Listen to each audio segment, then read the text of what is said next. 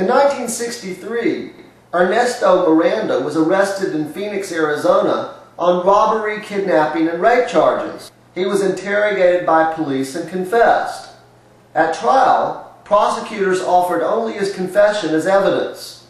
Miranda was convicted of rape and kidnapping and sentenced to 20 to 30 years on both charges.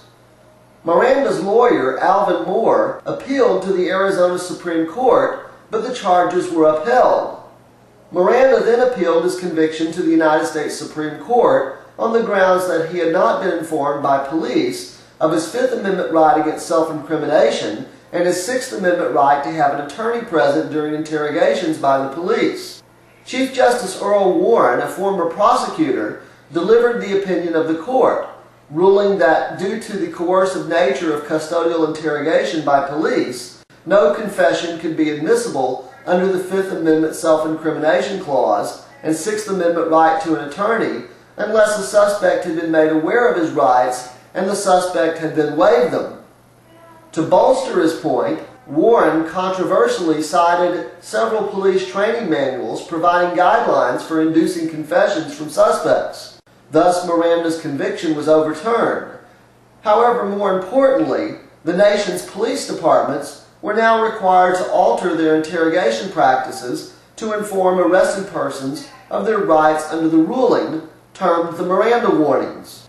The state of Arizona retried Miranda. This time the prosecutors did not use the confession, but called witnesses and used other evidence. Miranda was convicted and served 11 years. After his release, he started selling autographed Miranda warning cards for $1.50 each. Over the next years, Miranda was arrested numerous times for minor driving offenses. He was arrested for the possession of a gun, but the charges were dropped. But because this violated his parole, he was sent back to Arizona State Prison for another year. After his release, Miranda spent most of his time in poorly kept bars and cheap motels in the bad section of Phoenix. On January 31st, 1976, Miranda participated in a card game at the La Empaloma bar. A violent fight broke out and Miranda received a mortal knife wound.